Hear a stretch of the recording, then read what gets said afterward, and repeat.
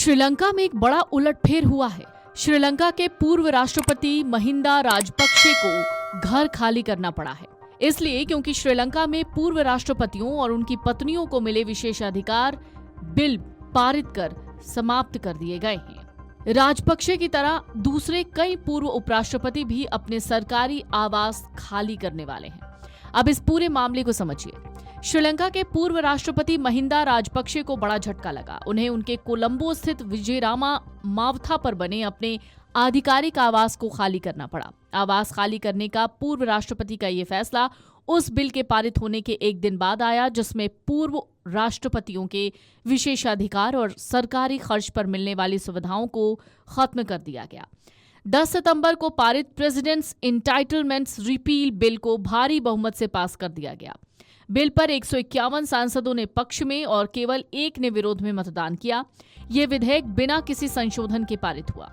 आवास खाली करने को लेकर राजपक्षे के प्रवक्ता और वकील मनोज गामगे ने कहा है कि कानून लागू होने के बाद पूर्व राष्ट्रपति का 24 घंटे भी आधिकारिक आवास में रहने का कोई इरादा नहीं था।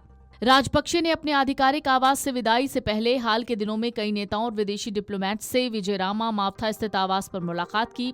नए कानून के तहत पूर्व राष्ट्रपतियों और उनकी विधवाओं को अब भत्ता, सुरक्षाकर्मी, सरकारी गाड़ी और अन्य सुविधाएं नहीं मिलेंगी।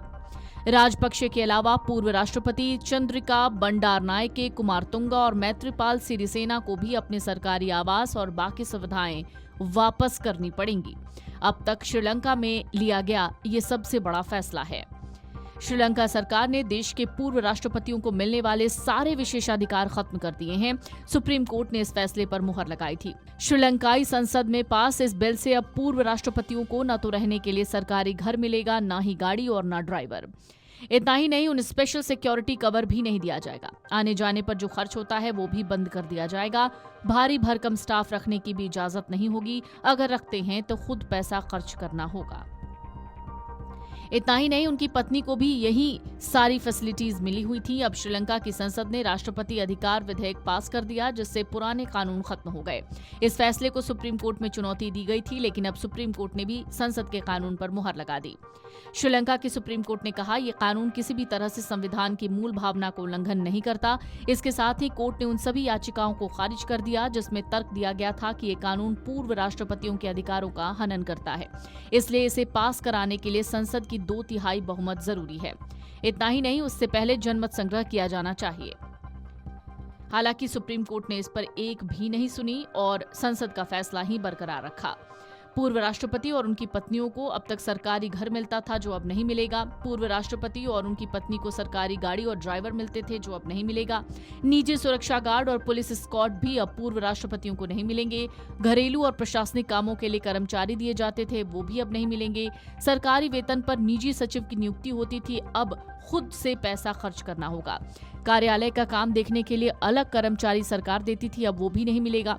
सरकारी खजाने से भुगतान किया जाता था, अब जेब से देना पड़ेगा। सरकारी फंड से विदेश और घरेलू यात्रा करते थे, लेकिन अब अपने पैसों से करना होगा। गाड़ियों के लिए फ्री पेट्रोल डीजल सरकार देती थी, लेकिन अब एक भी पैसा नहीं दिया जाएगा।